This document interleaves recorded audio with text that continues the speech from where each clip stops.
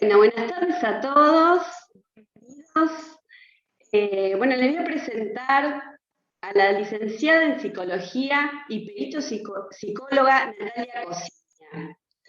Ella es egresada de la UBA, trabajando en el organismo de niñez y adolescencia hace 17 años. Además de trabajar en consultorio, también de manera privada. Le dejo la palabra a ellos. Anoten sus dudas y al finalizar la charla de ella vamos a hacerle las preguntas que ustedes crean pertinentes. Disfruten. Bueno, gracias Eugenia, muy buenas tardes a todos, gracias ya por participar. La idea es hacer una charla amena, ¿sí? Voy a usar un lenguaje sencillo que esté al alcance de todos, como es una charla abierta a la comunidad, la idea es no usar tecnicismos, hablo mucho, así que si en algún momento me quieren frenar o preguntar, bueno, la idea es hablar de depresión, ansiedad y ataques de pánico. El encuentro tengo entendido que es de 1 hora aproximadamente, así que bueno, vamos a dividir 15 minutos por temática y al final dejamos 15 minutos para sus preguntas, sus dudas, ¿sí? Para todo lo que quieran interactuar. A ver, estos 3 temas, estos 3 padecimientos que hemos elegido, tanto la depresión como la ansiedad y el ataque de pánico, lamentablemente se han visto como masificados en nuestra comunidad este último tiempo. Obviamente el contexto pandémico ha ayudado mucho a priorizar estos cuadros, estos padecimientos, y se ve, por ejemplo, en un colapso en salud mental, donde la verdad que los psicólogos estamos colapsados, y muchas patologías tienen que ver con esto. En todas las edades, estamos viendo depresión, por ejemplo, en adolescentes, en adultos, en tercera edad. Vamos a definir un poquito qué hablamos cuando hablamos de depresión, ¿sí? Depresión no es estar triste, en realidad depresión es mucho más que estar triste es un estado de ánimo transitorio y normal. La depresión es un trastorno del estado de ánimo que se vuelve incapacitante para quien lo padece. Quiero dejar también algo en claro, que siempre lo hablo con todos los pacientes. Si bien vamos a estar hablando de diferentes síntomas, para que ustedes puedan saber de qué se trata y cómo identificarla, la idea es que uno no busque encajar en un diagnóstico, ¿sí? Si bien a veces un diagnóstico da tranquilidad, los rótulos no son importantes. Y muchas veces cometemos el error de rotular, ¿no? Yo soy depresiva, yo soy ansiosa. Uno no es la enfermedad o la patología, sino que uno padece de depresión, uno sufre de depresión, más allá de otros rasgos que uno carga, ¿sí? Así que bueno, más allá de los síntomas que yo voy a ir hablando, no busquen encajar en un cuadro diagnóstico, esa no es la idea. La depresión, como les decía, es un trastorno del estado de ánimo. La sintomatología es muy amplia, muy amplia. A veces uno cree que porque no tiene un síntoma determinado no padece de depresión, y en realidad sí, hace al conjunto. No hay una única forma de depresión. Cada cual vive la depresión de manera diferente. Nosotros, los terapeutas, los psicólogos, siempre puntualizamos en que hay que ver el caso por caso. Cada persona tiene su historia personal, su historia familiar. Esto hace que uno atraviese el padecimiento de diferentes formas. Entonces uno no se puede comparar con otra persona que sufre también de depresión, porque la sintomatología es única en cada individuo, si bien hay generalidades. Vuelvo a remarcar, la depresión es incapacitante, está priorizada por un sentimiento de vacío, por la falta de voluntad, por fatiga, por trastornos del sueño, muchas veces por trastornos alimenticios. Tiene que ver también con la falta de interés, la falta de placer, estado de ánimo decaído. Hay un conjunto de síntomas que tienen que estar presentes para hablar de depresión. Hay diferentes tipos de depresión, que obviamente la idea no es detallar clínicamente cada una, pero sí me interesa hablar de algunas en particular que creo que podemos ayudar a la comunidad, a nuestros parientes. Si bien está la depresión, la distimia, la depresión mayor, la depresión leve, el trastorno bipolar, hay un tipo de depresión, hay uno de los participantes hablaba de suicidio también, que es la depresión atípica o la depresión sonriente. Esta depresión se ve mucho en aquellas personas que llegan finalmente a concretar un acto de suicidio. Cuando hablamos de depresión, muchas veces asociamos con la posibilidad de suicidio. Quiero dejar en claro esto, la depresión es un factor que predispone o puede predisponer al suicidio, pero no es el único factor, ¿sí? De hecho, mucha gente que padece de depresión no llega al suicidio y no todos los depresivos se suicidan, sino que hay otros factores. La depresión sonriente es la depresión atípica porque es aquel paciente que sufre de depresión pero que no lo aparenta. ¿Qué quiere decir? Siempre está con una sonrisa en su cara, tiene todos los motivos para estar feliz, tiene un buen trabajo, tiene familia, tiene hijos, tiene amigos, socializa, sale, no se aísla. Son esas personas que uno se queda como en shock, ¿no? No esperaba que, por ejemplo, lleguen a un acto de suicidio. Es muy difícil detectar este tipo de depresión porque justamente uno lo que ve, lo que visualiza son los síntomas. Y cuando uno visualiza una sonrisa, lo primero que piensa es en la felicidad, ¿no? La alegría, el estar bien. Uno asocia la depresión con la tristeza, con el llanto. Así que bueno, al hablar de depresión y suicidio hay que tener en cuenta este tipo de depresión, porque muchas veces la gente se siente culpable por no haber podido detectar algunos síntomas. Y la verdad es que no siempre se puede hacer prevención. Muchas veces únicamente nos queda la posvención, en el caso de suicidio, que es acompañar y ayudar a las víctimas que han quedado, ¿sí? De esa familia, de esa persona que ha tomado la determinación. También hablaban ahí de que hay pocos hombres en la reunión, ¿no? Y una de las pacientes decía, son más negadores. En realidad, bueno, la depresión es una patología que predomina en las mujeres, en el sexo femenino, pero, por ejemplo, el suicidio predomina en los hombres. Estos estudios tienen que ver con que aparentemente los hombres expresan menos sus emociones, se ocupan menos de su salud mental, aceptan menos toda la sintomatología que se le presenta, esconden más la sintomatología. Es muy común ver que las mujeres por ahí hablan con amigas, ¿no? No, me pasó esto, estoy triste, estoy angustiada, no me quiero levantar de la cama. Comparten más sus emociones. Los hombres, en ese sentido, son mucho más reprimidos y ahí es donde por ahí desembocan en un acto impulsivo. Cuando hablamos de suicidio, por ahí la depresión es uno de los factores que puede predisponer a un acto suicida, en realidad hay otros muchos factores, como puede ser la historia familiar. Nosotros indagamos en el consultorio el árbol genealógico. Esto a veces es controversial porque la genética tiene su peso, ¿sí? Hay muchos que no son de la línea genetista, pero realmente cuando en el árbol genealógico hay familiares que han presentado depresión o hay familiares que se han suicidado, esto hay cierta tendencia a que si no es tratado puede repetirse en algunos personajes del árbol familiar. También tiene que ver con la historia familiar en cuanto a crianza. Hay chicos que se crían, ¿no? Con mamás que sufren depresión, entonces es como que incorporan más también como naturalizado esa sintomatología depresiva. Tiene que ver también con la historia personal, con los episodios que uno haya vivenciado.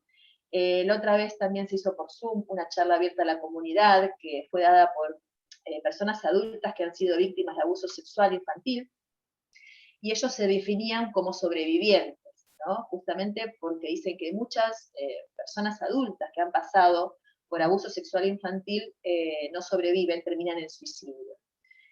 Así que bueno, lo mismo pasa con cuestiones de estrés postraumático, con excombatientes. También hay muchas historias de vida que tienen que ver con algunos factores predominantes que predisponen al suicidio. Lo mismo pasa con las adicciones, con algunas enfermedades orgánicas. Esto por ahí se ve mucho en personas mayores. Algunos no entienden cómo las personas adultas o mayores a veces se deciden quitar la vida, ¿no? Hay una persona de 90 y pico que también se suicidó, y tiene que ver con enfermedades clínicas, con padecimientos clínicos, ¿sí? Con diagnóstico. Por ejemplo, la persona no quiere atravesar una enfermedad terminal, entonces toma esta determinación como para cortar el proceso de cercanía a la muerte. Entonces, bueno, identifiquemos un poco que depresión es igual a suicidio. Sí hay que estar atentos cuando hay sintomatología depresiva, porque es un factor predisponente, pero no todas las personas que están sufriendo una depresión terminan en suicidio. ¿Sí? Hay que estar atentos cuando hay por ahí intentos de suicidios previos, vuelvo a decir, cuando la historia familiar de depresión y de suicidios así lo marca. Y también hay algunas depresiones que son propias y exclusivas de las mujeres. Una es la depresión perinatal, también llamada depresión postparto, ¿no? Que se le llama perinatal en realidad porque abarca todo el proceso del embarazo. Muchas mujeres cuando quedan embarazadas, vamos a identificar, ¿no? No todo es felicidad, no todo es alegría, muchas mujeres se encuentran conforme con su cuerpo, lo sufren, tienen miedo, sienten que no se pueden quejar de la maternidad. Y está la depresión postparto, que se encuentran también con esta criatura, que no saben si cumplir sus funciones, que muchas veces aparece este sentimiento de culpa por no estar conectado al bebé. Bueno, estas son depresiones exclusivas de las mujeres, a lo mismo que la depresión por menopausia, ¿sí? Que tiene que ver con lo hormonal. Esta depresión también existe, se da mucho obviamente en mujeres de 45 para arriba, y hoy en día, yo creo que la pandemia ha afectado bastante. Estamos viendo mucha depresión en adolescentes también. Cuando hablamos de depresión en las diferentes etapas de la vida, la depresión en niños y adolescentes, como se dice siempre, los diagnósticos en la infancia se escriben con lápiz, ¿sí? Hay que tener mucho cuidado al diagnosticar lo que es niños, volvemos a lo mismo por los rótulos, porque es un aparato psíquico que está en formación. Y si bien puede haber ciertos rasgos, ¿sí?, que son compatibles con una depresión, no hay que por ahí diagnosticar en la niñez o en la adolescencia como una persona que padece de depresión o ataques de pánico o ansiedad, porque justamente el aparato psíquico todavía está en formación. En los niños es muy difícil diagnosticar la depresión, justamente porque su comportamiento puede estar dado por otras cosas. La depresión en los chicos tiene que ver con el cambio de conducta, con retroceso, con enuresis, quiere decir que se vuelvan a hacer pis, por ejemplo, o caca encima, tiene que ver con comportamientos agresivos, ¿sí? O tiene que ver con aislamiento, pero esto también puede ver con otras cosas. Quizás nació un hermanito en el medio, quizás tiene que ver con la integración escolar, quizás tiene que ver con algún problema en la escuela. Así que en los chicos es bastante complicado hablar de depresión. Hay que ver todo el contexto familiar. En el caso de los adolescentes, yo creo que post pandemia o ahora durante la pandemia se ha visto un incremento en los adolescentes, basado en que ellos mismos creen que han perdido su adolescencia, ¿no? Con esta puesta en pausa del mundo a partir de la pandemia, la adolescencia y todo lo que implica, las salidas, la socialización, los boliches. Esta puesta en pausa para ellos es como que les quitó esa parte de la vida y es como que se sienten que algo han perdido y duelan, ¿no?, por eso. Lo que se ve mucho en adolescentes cuando sufren de depresión no es solamente todos los síntomas que hablamos en un principio, la angustia, la tristeza, se ve mucho la ira, mucho el enojo en el adolescente. ¿Sí? A veces uno se encuentra con que no sé qué le pasa, se la pasa peleando, se agarra las trompadas, vuelve borracho. Muchas veces esa conducta impulsiva, lo que esconde detrás, es una profunda tristeza, ¿sí? Es una desolación. Muchas veces los chicos salen, se alcoholizan. ¿Por qué? Porque en el fondo tienen como un sentimiento de desesperanza, de no saber qué hacer, de qué va a ser de su futuro. Así que bueno, en los adolescentes se visualiza ahí. En los adultos es más común con toda la sintomatología que expliqué en un principio, y en la tercera edad se ve más cercana a todo lo que son los padecimientos médicos, a las enfermedades que aparecen, a las pérdidas de amigos, ¿no? A medida que uno aumenta en edad va perdiendo seres queridos, compañeros. Entonces la depresión por ahí está más focalizada en todo lo que tiene que ver pérdidas, ¿sí? Pérdidas por un cuerpo que ya no es el mismo, pérdidas por amigos, pérdidas por los hijos que a veces se van a vivir a otras ciudades. Así que bueno, ese es un poquito el panorama de la depresión. Las causas, ya los dije, pueden ser multifactorial, ¿sí? Pueden ser, en realidad, puede ser estar como predispuesta por un solo episodio, como puede ser la muerte de un familiar, pero puede estar dada por muchos episodios que se han dado a lo largo de la vida, ¿sí? La depresión una persona puede estar deprimida y puede padecer también de ansiedad o ataques de pánico, que muchas veces lo preguntan. Sí. Si bien son padecimientos diferentes, una persona puede sufrir de depresión y también puede padecer, por ejemplo, ansiedad. ¿Mm? Entonces, muchas veces, por eso yo digo, no traten de encajar en un cuadro clínico, porque muchas veces tenemos rasgos predominantes. Por ejemplo, nuestro rasgo predominante es la depresión, pero sí tenemos características de personas ansiosas. Entonces, la idea es que cuando uno perciba ciertos síntomas, pueda recurrir a un profesional, pueda trabajar sobre esos síntomas, más allá del diagnóstico que pueda tener. En el caso de la depresión hay que tener mucha paciencia a los familiares, mucha, porque yo siempre digo, es desgastante la depresión en el ámbito familiar. ¿Por qué? Porque la gente se enoja con la persona que sufre de depresión, porque cree que no sale de la depresión porque no quiere. Entonces, acordémonos que el depresivo le falta voluntad. Entonces, lo que hay que hacer en el tratamiento con la depresión, volvemos a lo mismo, no hay un único tratamiento para la depresión, no hay un tratamiento mágico. Si así fuese, no hubiese personas que padecen depresión. ¿Sí? Cada tratamiento es único y se ajusta a las necesidades del paciente. Hay que ver si el paciente tiene un contexto familiar que lo acompañe, si está solo, si ha habido desarraigo, si la depresión viene por un duelo. Entonces, hay que considerar muchas cosas para trabajar sobre el tratamiento. Los familiares se enojan por la falta de voluntad.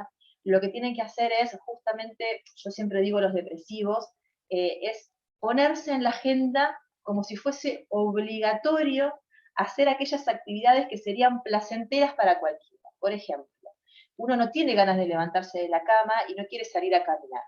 La caminata es necesaria, el ejercicio físico es necesario, tanto a aquellas personas que sufren de depresión, como ahora vamos a ver en la ansiedad y los ataques de pánico, porque tiene que ver con la oxigenación, con liberar tensiones, tiene que ver con una cuestión de neurotransmisores, ¿no? Cuando uno camina, libera serotonina, esto hace que uno se sienta mejor. Entonces, cuando uno acompaña a una persona que padece de depresión, lo que tiene que hacer es empujar, acompañar, no proponer, porque si uno propone se queda en el camino. La persona que padece de depresión, si uno espera que se surja su voluntad, no lo va a hacer.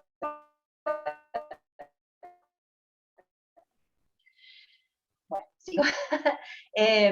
Vamos a hablar un poquito, para que no se nos vaya tanto el tiempo, de la ansiedad y de los ataques de pánico. ¿Sí? Yo veo que están escribiendo en el chat, después vemos las preguntas, no sé si Eugenia me las va a ir haciendo o las vamos leyendo.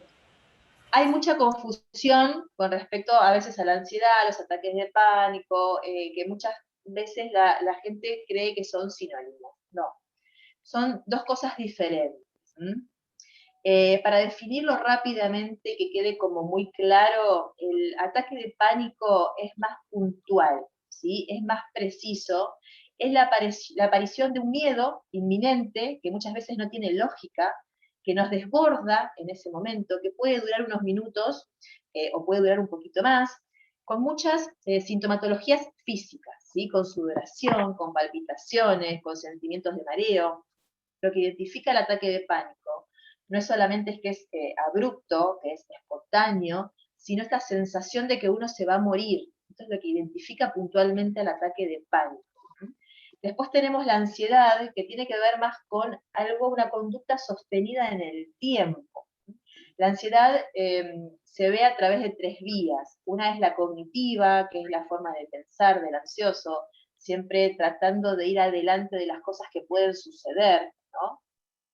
Que esto, yo siempre se lo repito a mis pacientes, hay que tomar conciencia de que uno puede proyectar el futuro, pero siempre el futuro nos tiene deparado algo que no vamos a poder manejar. Y creo que la pandemia nos ha demostrado eso, nos ha pegado un cachetazo diciendo, bueno, ustedes pueden proyectar, hacer planes, pero tienen que tener en cuenta que no manejan todo.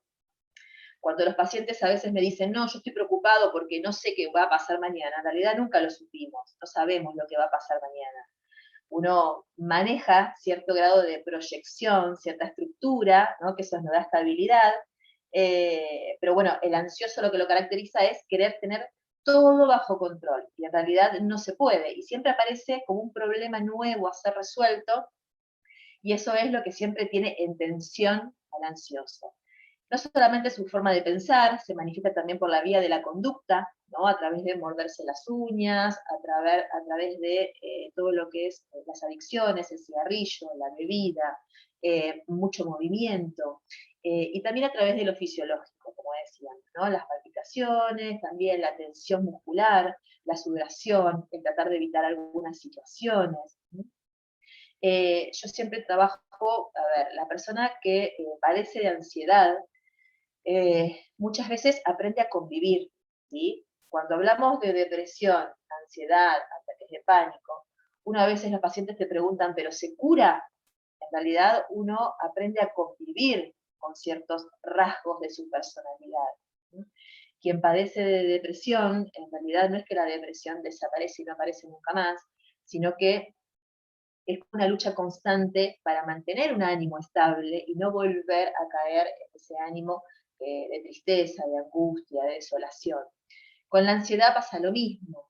La persona que padece de ansiedad está acostumbrada quizás a un nivel de presión que no es bueno, porque cuando se mantiene cierto nivel de tensión, eso puede finalmente desembocar también en ataques de pánico. El ataque de pánico puede estar dado por un factor puntual, como puede ser una situación de pelea con una pareja, de alguna pérdida, puede estar dado, no sé, por diferentes situaciones, por charlar en público, que se dispara a través de esa situación del ataque de pánico. Pero en realidad, cuando uno va a un terapeuta, busca y analiza qué es lo que trae atrás de todo ese ataque de pánico. Si un ataque de pánico no aparece porque sí, de la nada, y no todos tampoco padecen ataques de pánico, sino que hay ciertos factores que predisponen a que uno finalmente termine en un ataque de pánico, manifestando todas las emociones, ¿no? Yo siempre digo, a veces la gente cree que ir a terapia es solamente hablar, y uno cuando pone sus emociones y sus sentimientos en palabras, está liberando emociones que de otra manera quedan capturadas en el cuerpo. Y esas emociones que no son dichas, en algún momento salen como pueden del cuerpo, ¿no? A través de ataques de pánico, a través de crisis de ansiedad, a través de enfermedades psicosomáticas, a través de actos impulsivos también. Por eso uno tiene que tener como cierto manejo de las emociones, ponerlas en palabras. Cuando me preguntan sobre el tratamiento de la ansiedad, de los ataques de pánico, en realidad hay cosas que son básicas y que siempre tienen que estar. Los ejercicios de respiración, sobre todo para aquellas personas que sufren de ataques de pánico, son sumamente importantes, que tienen que ser enseñados por los terapeutas. Quien no tiene la posibilidad de ir a un terapeuta puede recurrir a internet, en plataformas como YouTube, hay un montón de tutoriales de ejercicios de relajación, de ejercicios de respiración. Cuando uno está sintiendo un ataque de pánico, cuando uno lo empieza a experimentar, porque uno se anticipa al ataque de pánico porque empieza a sentir su cuerpo raro, tiene que empezar a realizar los ejercicios de respiración. Yo generalmente enseño uno que es muy básico, ¿no? Que es cerrar los ojos, concentrarse en la respiración, empezar a respirar lento. A medida que uno respira muy lento, va contando. Retiene la respiración y vuelve a alargar la respiración de manera lenta contando. ¿Esto por qué se los explico? Porque quizás están con alguien que está teniendo un ataque de pánico y acompañarlo en ayudarlo a respirar es sumamente importante. Mientras respire, que vaya contando. ¿Por qué se utiliza esta estrategia? Porque cuando uno va contando, lo que hace es distraer la cabeza del foco de atención. No nos olvidemos que quien está padeciendo de un ataque de pánico está sintiendo y está pensando que se va a morir. Entonces, esta es una de las estrategias. Pues hay otras que muchas veces si uno está acompañando a una persona con ataque de pánico, le puede decir, busca 5 elementos colorados, busca 2 luces, decime 3 colores. La idea es distraer de ese pensamiento puntual para que el ataque de pánico empiece a mermar. Eso es fundamental, el tema de la actividad física, tanto en aquellas personas que padecen ataques de pánico como en las personas que sufren ansiedad. ¿Por qué? Yo entiendo que no todos son amantes de la actividad física, pero es necesaria la actividad física para liberar tensiones. No solamente la tensión se libera al poner en palabras las emociones, sino a través del cuerpo. uno a veces puede estar corriendo en un parque y va pensando y dice, al final estoy corriendo, pero mi cabeza sigue funcionando igual. Sí, es muy difícil detener los pensamientos, pero esos pensamientos acumulan tensiones y a través de la actividad física nosotros las liberamos a tierra. Entonces, cuando uno tiene predisposición a la ansiedad o ataques de pánico, la actividad física es fundamental, además de los ejercicios de respiración. Obviamente, también lo que es la terapia con un profesional, y siempre yo recomiendo alguna intervención clínica. ¿Por qué?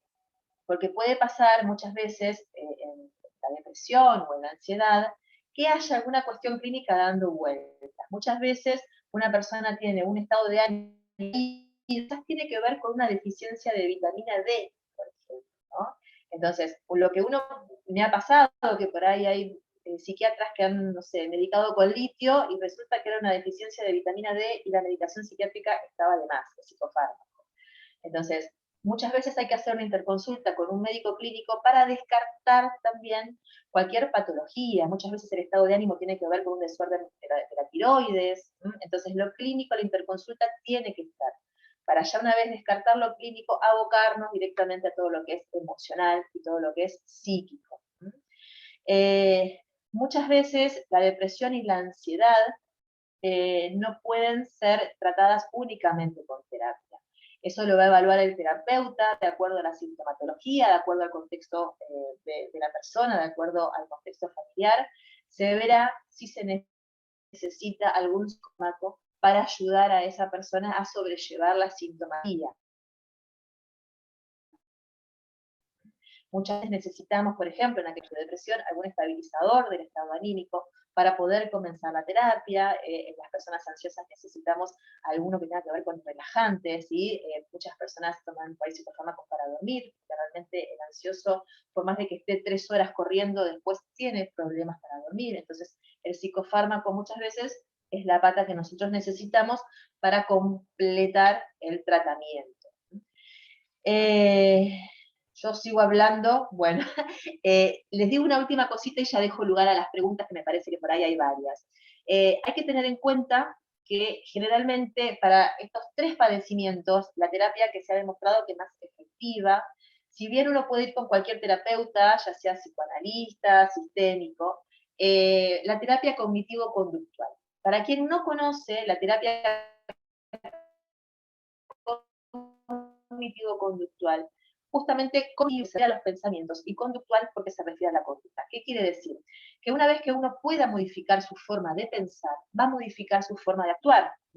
Yo utilizo una frase con mis pacientes que es de Henry Ford, que me parece muy, muy significativa, y siempre digo que nuestra forma de pensar hay que cuidarla mucho, porque de acuerdo a lo que pensamos es hacia donde nosotros vamos.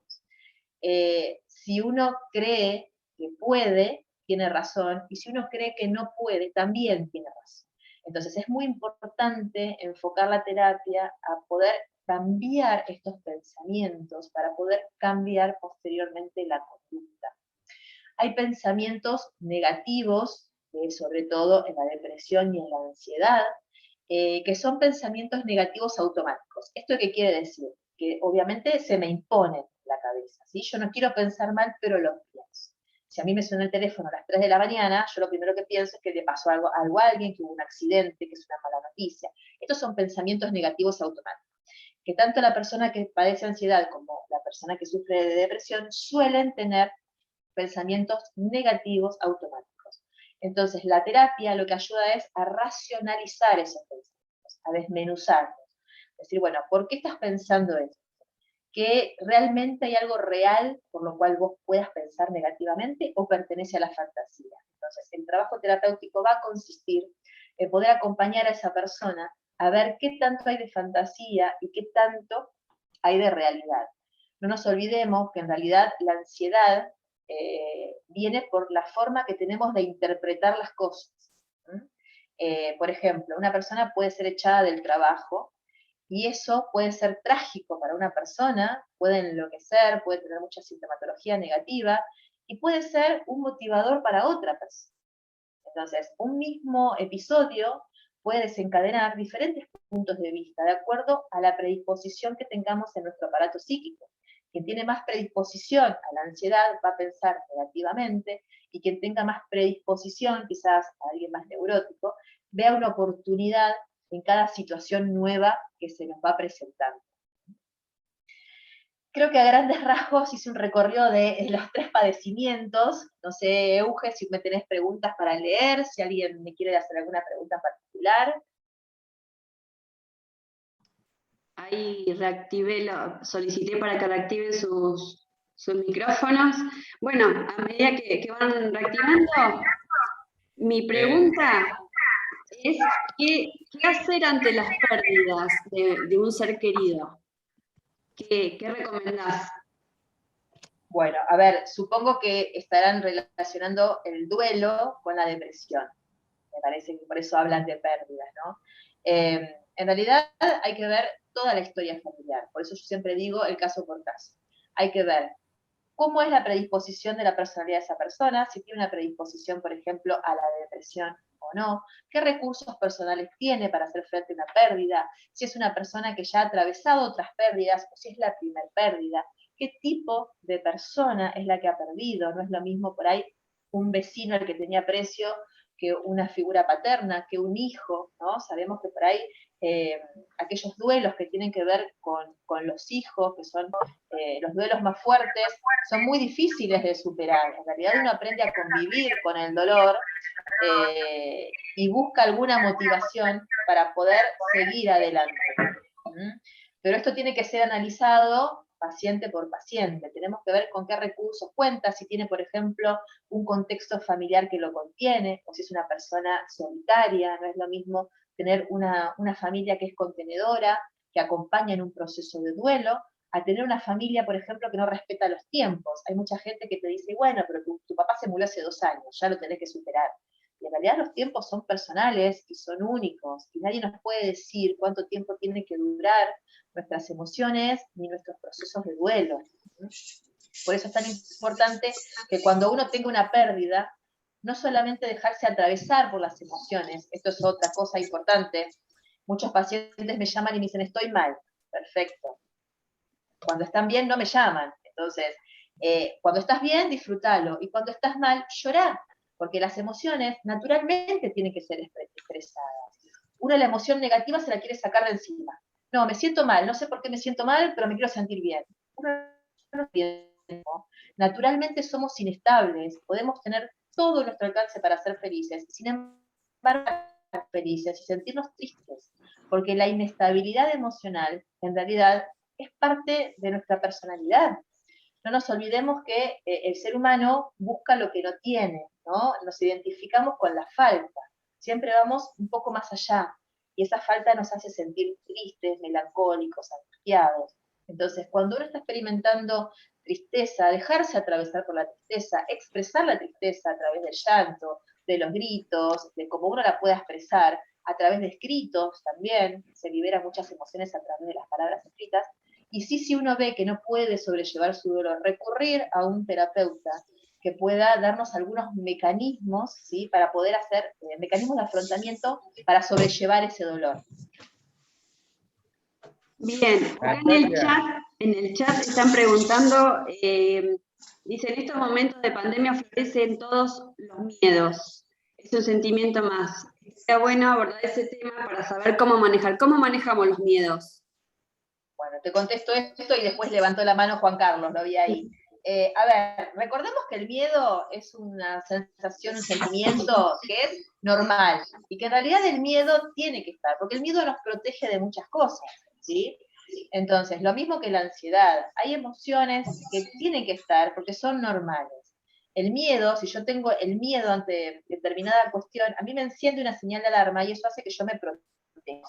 Si están disparando en la otra cuadra, eso me da miedo y yo lo que hago es alejarme de esa sensación. Entonces, el miedo, cierto miedo, nos ayuda. El tema es que hay muchos miedos que son como ancestrales, ¿no? El miedo a la muerte, el miedo a la enfermedad, el miedo a perder un hijo. En realidad, uno, si se concentra en el miedo, pierde de vista todo lo demás, como yo digo siempre. El miedo es la mancha negra en la pared blanca, porque en realidad uno puede tener miedos, pero también hay un montón de situaciones de las que nosotros podemos rescatarnos para poder apaciguar ese.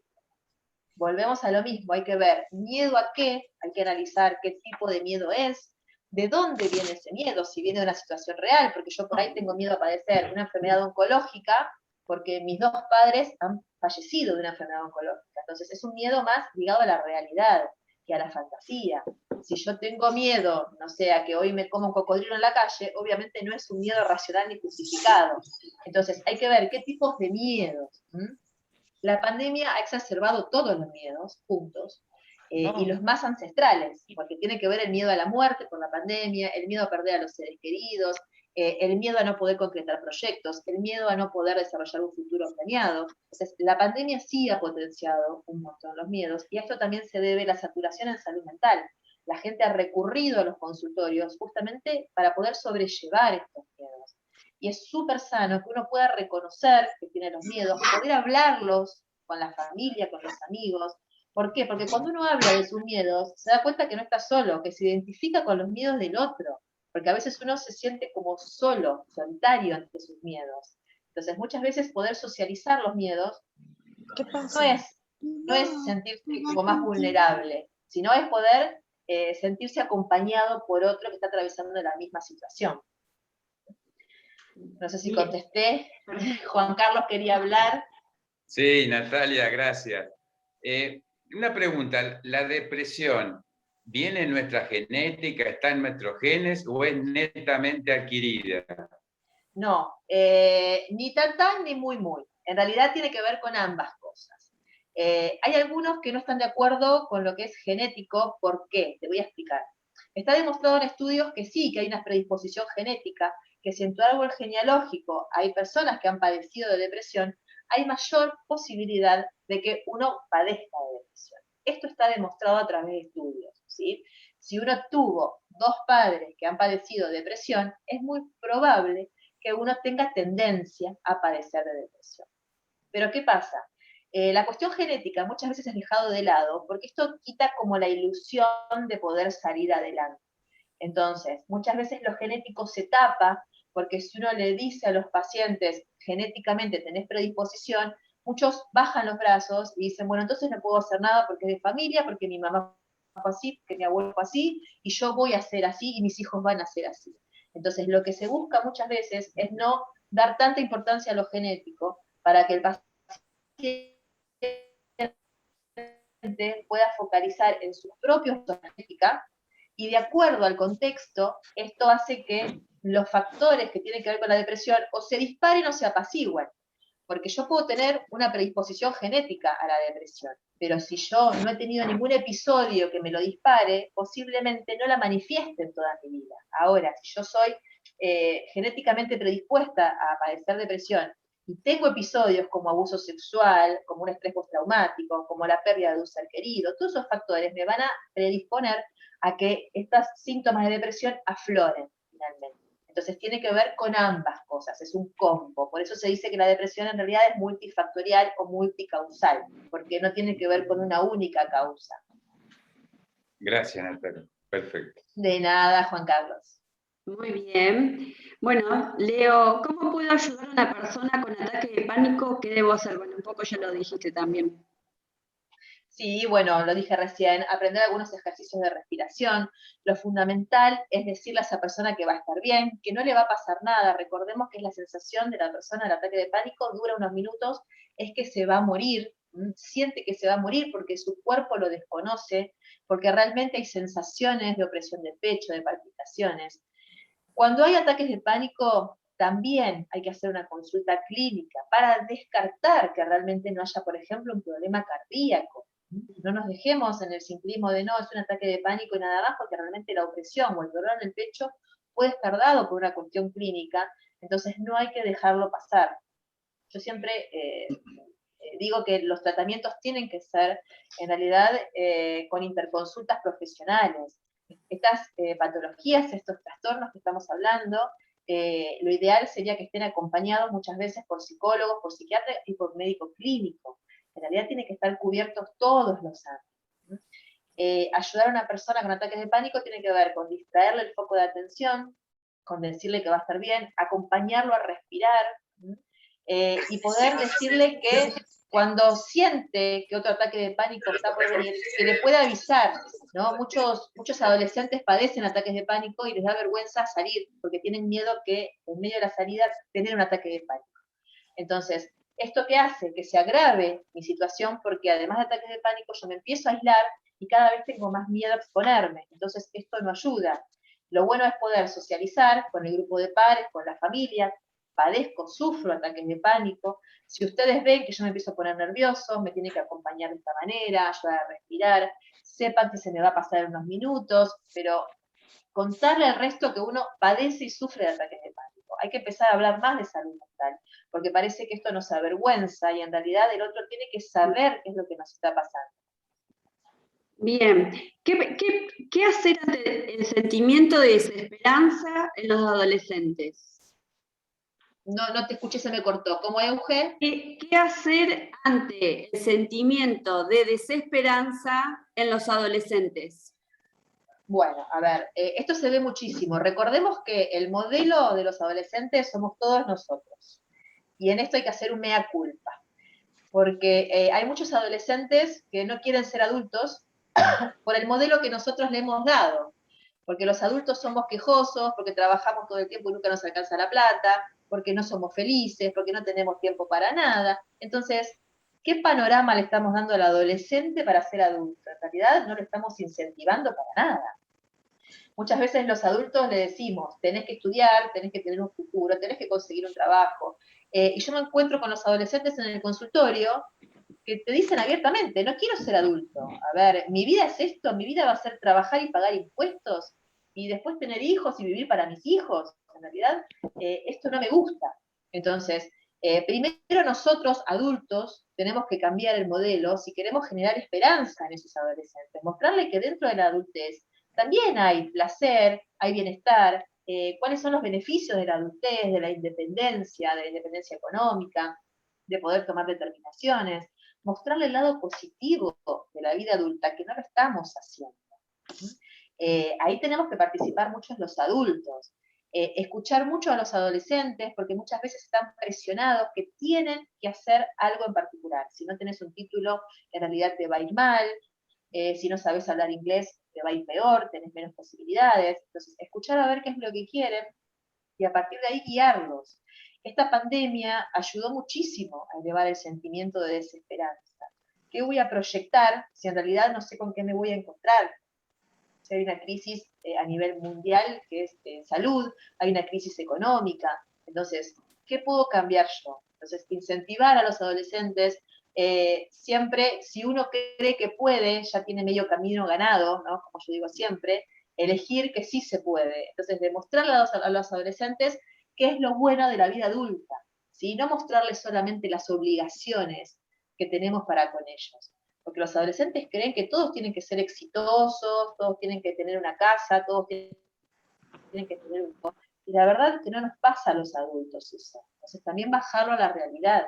Pero lo fundamental es el diálogo con los adolescentes e incentivarlos nosotros. Bien, Melanie dice acá, yo quisiera saber si el estrés es una causa de la depresión. Mira, el estrés puede desembocar en varias padecimientos en realidad. Generalmente un nivel elevado de estrés sostenido en el tiempo puede desembocar en ataques de pánico, en crisis de ansiedad, pero en depresión también. ¿Por qué? Porque uno se siente acorralado. Cuando uno está bajo un factor de estrés durante mucho tiempo y cree que esa situación no puede ser cambiada, eso sí desemboca en una depresión, porque uno se siente atrapado, siente que esto es lo que le tocó, que está encerrado, que no puede salir de un trabajo que no le gusta, de un trabajo que no lo motiva, que uno está en una carrera, por ejemplo, y que no la puede dejar porque ya hizo 4 años y le falta 1. Entonces, niveles de estrés sostenidos durante mucho tiempo por diferentes factores sí pueden desembocar en una depresión. El tema es que siempre vamos a estar sometidos a factores de estrés. Lo que uno tiene que analizar es cuáles puede prescindir y cuáles no, ¿no? Yo digo siempre, muchas veces criar a muchos hijos es estresante, y uno no puede prescindir de eso y sacar a los hijos como que no existieran. Pero si uno está quizás en un lugar donde se siente estresado, de un trabajo que no está cómodo, y tiene la posibilidad de rever esa situación, o una pareja agresiva, una pareja por ahí que es infeliz, y eso le genera cierto nivel de estrés, esas son situaciones que sí se pueden llegar a cambiar. Entonces, uno tiene que analizar cuáles son los factores estresantes que puede sacarse de encima para uno sentirse más alivianado. Pero sí, el estrés puede llevar a una depresión. Muchas gracias, Nati. Bueno, acá Adrián pregunta, teniendo en cuenta que en el depresivo puede que no se adviertan emociones o rasgos que permitan detectar la patología, por ejemplo, en el depresivo sonriente, y pregunta si existen técnicas que nos permitan descubrirla. A ver, en realidad las técnicas tienen que ver más con un estudio a nivel profesional. Nosotros en un consultorio podemos utilizar lo que se llaman técnicas psicométricas o proyectivas, que tienen que ver con la toma de test, por ejemplo, ¿no? Con la realización de dibujos, con analizar, con cuestionarios, todo eso nos da después un puntaje, una información cuantitativa y cualitativa que tiene que ver con la predisposición. Por ejemplo, hay un cuestionario que es el cuestionario de depresión de Beck, que ahí te dice el nivel de depresión que está atravesando una persona, en cuanto a nivel alto, nivel medio o nivel leve. Hay técnicas, pasa que están únicamente al alcance de los profesionales, por eso es tan importante que cuando uno detecta estas personas que por ahí están sin motivación, si vos le decís, ¿por qué no haces algo? Y no, porque nada me gusta, nada me causa placer, ni siquiera se divierten con una película, no quieren salir, no tienen voluntad. Si uno ve estos rasgos en una persona, lo ideal es motivarlo para acompañarlo a algún terapeuta, a algún profesional, ¿sí? Y si esta persona no quiere ir a un terapeuta, como les vuelvo a repetir, tratar de imponer situaciones para que esa persona, por ejemplo, no vaya a una cama, sino que vaya a caminar. Vamos a caminar, no tengo ganas, no importa, te paso a buscar y vamos a caminar media hora, vamos a tomar un helado, poner una película. Son esas situaciones para alejar a esa persona de un mayor hundimiento en las emociones negativas. Es muy difícil detectar, ya vuelvo a decir, la depresión atípica o sonriente, como cualquier otra depresión, porque a veces una persona está triste y ya cree que está depresiva. En realidad, para hablar de depresión, se tiene que hablar de síntomas sostenidos en el tiempo. Se dice o se especula que cuando una persona está con un ánimo decaído, sin voluntad y sin placer durante más de 2 semanas seguidas, ya se puede hablar de ciertos rasgos depresivos. Bien. Pero esto tiene que ser evaluado por un... De nada. Bueno, Guadalupe pregunta, pero ya diste la respuesta, que los problemas de ansiedad y depresión pueden ser de origen genético, pero sí, ya lo dijiste, así que... bien, ¿alguien más quiere hacer alguna pregunta? Puede habilitar su audio. Bueno, después agradecimientos. La verdad están agradecidos por... ¿Alguien tiene alguna pregunta? No veo bien, a ver, no veo bien las pantallas.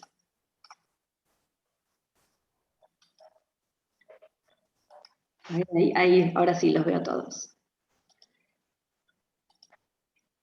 Ahora sí. ¿Tienen alguna pregunta? A Natalia creo que fue muy clara. ¿Qué hacer, Natalia, cuando tenemos una presidenta ansiosa? Primero mandar la terapia, eso seguro. Ah, bueno, anotala. No, pero a ver, en realidad es una buena pregunta porque la podríamos pensar cómo convivir con una persona ansiosa, que no es nada fácil, porque la persona ansiosa lo que nos quiere es hacer llevar la vida a su ritmo. Y uno tiene que poner cierto límite, porque la persona ansiosa quiere hacer muchas cosas al mismo tiempo, quiere tener todo estructurado, todo programado, y lo cierto es que cada cual tiene su ritmo de vida. Entonces, esto es difícil, convivir con personas ansiosas es complicado porque uno tiene que marcarle su propio ritmo todo el tiempo, que es lo que vas a tener que hacer con Eugenia, entonces. Sí. Así yo entro igual, ¿eh? Todo no, ya. perdón, Juan Carlos. Yo tengo todos los síntomas de ansiedad que dijo la licenciada. Y mi mujer tiene que convivir conmigo cotidianamente y le cuesta. Es más, hasta un momento me han medicado para dormir y no, ni siquiera la medicación me hacía efecto para dormir. Así que ejercicio, intento relajarme, ella me baja los decibeles. Y bueno, por eso se dice que no, por eso no hay un tratamiento único, ¿no? Porque muchas personas por ahí le dan un psicofármaco y se duerme, pero lo cierto es que el ansioso necesita como hasta un ritual para dormir, porque necesita desgastar en actividad física, necesita tomar algo para dormir, necesita hacer ejercicio de respiración, y duerme pocas horas.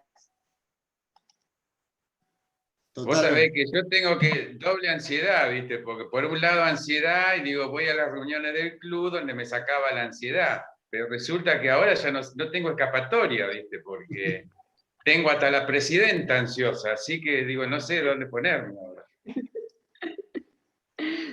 ¿Cómo me pelean, eh? Qué bárbaro. Bueno, ¿alguien quiere contar su experiencia, hacer alguna pregunta? Por favor, rápido. No, mentira.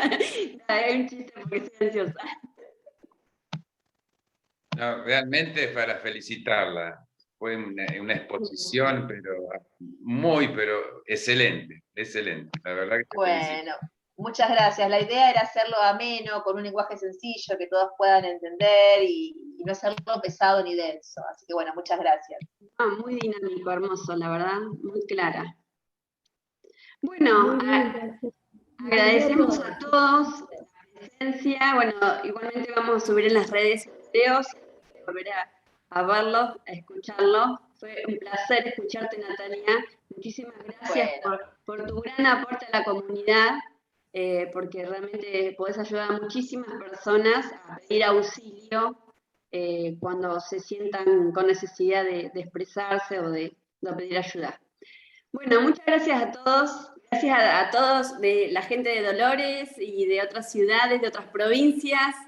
Muy agradecidos por haber compartido este lindo momento con ustedes. Beso grande para todos. Cuídense mucho. Muchas gracias a todos por participar. Muchas gracias. Por tu exposición. Cuando necesiten una psicóloga, anoten, Natalia Cocina. Perfecto. Chao, muchas gracias a todos. Gracias. Muchísimas gracias. Muchas gracias, Natalia. Gracias.